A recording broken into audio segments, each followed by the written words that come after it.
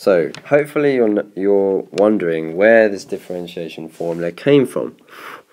And this is where differentiation from first principles comes in, because it notices a pattern that occurs which ultimately ends up in your differentiation formula. But the working behind that is actually quite complicated and quite exhaustive. So like I say, you don't have to know this, and don't worry if you don't understand. As long as you can differentiate using the normal formula, you're fine, okay? But for those of you who are interested, differentiation from first principles works like so. So if we imagine we have a curve like this, okay, and here we're going to have the coordinate, or the point x, which gives me a corresponding y value of f of x. Because remember, f of x, we could say let y equal f of x. F of x just means a function of x, and that obviously corresponds to the y-axis in this case. We're then going to take another point, x plus h. So let's bring this up. This will give a corresponding value on the y-axis of f of x plus h. So basically I've moved along by this distance h. Now for us, a straight line, if we take 2 points between a straight line, just like when we do our m1 equals y2 minus y1 over x2 minus x1, we can tell the gradient, can't we, because this is a straight line. Exactly the same thing needs to be said for a curve, except if we look at a curve, we don't have any straight lines. Okay, so if I take this point here and this point here, this is not a straight line between here. Maybe if I take the point closer, we're starting to get closer to a straight line, aren't we? But we're still not quite there, we're still not quite there, we're still not quite there.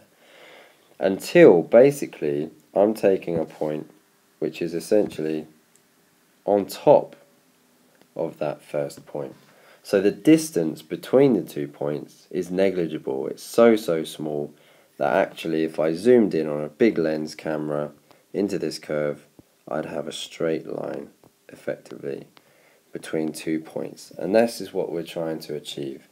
So here we're trying to achieve when the distance h between these 2 points and these two x coordinates is 0. So this is how we're setting out our differentiation from first principles then.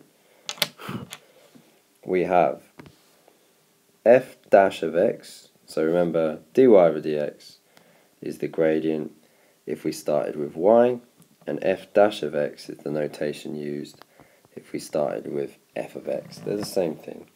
So f dash of x equals the limit as h tends to 0, because remember we're trying to close that gap between the 2 points, of f of x plus h minus f of x, so y2 minus y1, divided by x plus h, which is my x2, minus my x1, which is x. Okay, so actually we've got the limit as h tends to 0 of f of x plus h minus f of x all over h. Okay, so let's see this working in practice.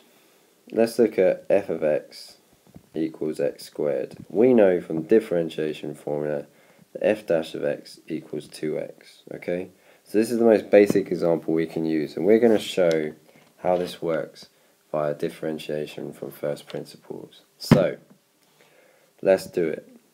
F dash of x equals f of x plus h minus f of x over h, and taking the limit as h tends to 0.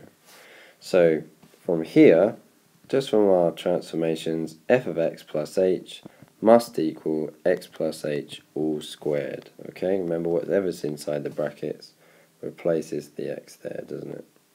Okay, so this equals the limit as h tends to 0 of x plus h all squared minus, remember my f of x is x squared, all divided by h. Let's expand this bracket out. So this is the limit as h tends to 0 of x squared plus 2hx plus h squared minus x squared here, all divided by h. So this cancels and this cancels, and I can take out my h's here to get the limit as h tends to 0 of 2x plus h. So remember, we're saying that now at this stage our gap between our 2 points is infinitesimally small. So we're saying h is basically 0. 0.00000 goes on forever, not quite 0, but it basically is 0.